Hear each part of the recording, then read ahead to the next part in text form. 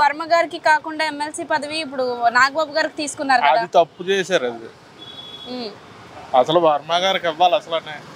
ఎందుకంటే ఆయన సీటు వదులుకొని పవన్ కళ్యాణ్ గారికి ఇచ్చారు. పాపం ఆయన గెలవలసింది ఆయనకి ఇచ్చాడు. మరి అటువంటిప్పుడు ఎమ్మెల్సీ పదవి కంపల్సరీ ఆయనకి ఇవ్వాలి. మరి ఎందుకు ఇవ్వలేదు ఏంటో అర్థం అవుతుంది. ఇప్పుడు నాగబాబు ఎమ్మెల్సీ అయ్యారు, తర్వాత మంత్రి పదవి కూడా రావచ్చు అని అనుకుంటున్నారు కదా, అది వేస్ట్ అండి. ఈయన చూడాలి మరి.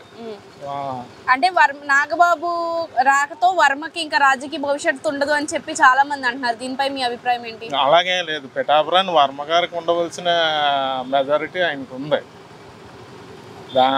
వర్మ గారిని ఎవరు ఏం చేయలేరు.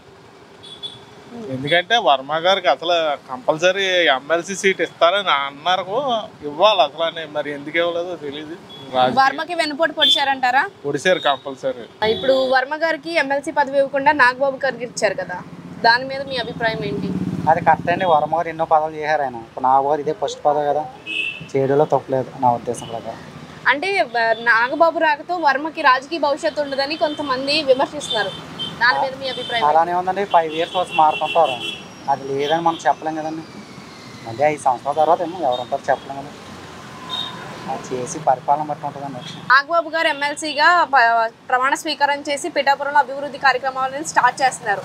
ఆయన ఎలా ఉండబోతుంది, ఆయన సమక్షంలో ఎలా ఉండబోతుంది అనుకుంటున్నారు మీరు? అది మనం చెప్పలేం కదండి. బాగుంటుందని మాత్రం అనుకుంటున్నాం. బాగుంటుందని అనుకుంటున్నాం. ఇప్పుడు వర్మకి ఎమ్మెల్సీ ఇవ్వకుండా నాగబాబుకి ఎమ్మెల్సీ పదవి ఇచ్చారు, వర్మకి వెన్నుపోటు పొడిచారు అని అంటున్నారు. దీని మీద మీ అభిప్రాయం ఏంటి? వాళ్ళకి సంబంధం లేదండి. వర్మ గారు తెలుగుదేశం, చంద్రబాబు నాయుడు గారు ఇవ్వాలి. ఆయనేమో జనసేన కాబట్టి అన్నయ్య గారికి ఎంపీ సీట్ వదిలేసుకున్నారు కాబట్టి ఆయన అడిగి తీసుకున్నారు. చంద్రబాబు నాయుడు గారు ఇవ్వాలండి వర్మ గారికి. అంటే నాగబాబు రాకతో వర్మకి రాజకీయ భవిష్యత్తు ఉండదు అని అంటున్నారు. అది నిజమేనా? అలాగనే ఉండదు కానండి. ఆయనకి సంబంధం ఉందండి. వీళ్ళు అభివృద్ధి చేస్తారు కాబట్టి మళ్ళీ నెక్స్ట్ ఇయర్ వచ్చే అవకాశం ఉంటుందని నేను అనుకుంటున్నాను. ఈయన వర్మ గారు ఏమన్నా వైఎస్ఆర్సీపీలోకి పార్టీ మారే అవకాశం ఏమైనా ఉందా? వైఎస్ఆర్సీపీలోకి ఏమి వెళ్ళరండి ఆయన.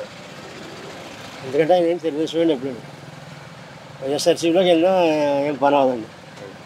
ఇప్పుడు నాగబాబు గారు ఎమ్మెల్సీగా ప్రమాణ స్వీకారం చేసిన మొదటి రోజు నుంచే అభివృద్ధి పనులు అనేవి స్టార్ట్ చేశారు, శ్రీకారం చుట్టారు కదా, ఎలా ఉండబోతుంది అనుకుంటున్నారు ఆయన సమక్షంలో? బాగుంటుందండి. అభివృద్ధి చేస్తారండి వాళ్ళు. ఎందుకంటే వాళ్ళ డబ్బులు తినే మనుషులు కదండి, అభివృద్ధి చేసే మనుషులు అండి వాళ్ళు. అన్నీ అనుకుంటున్నారండి నా సొంత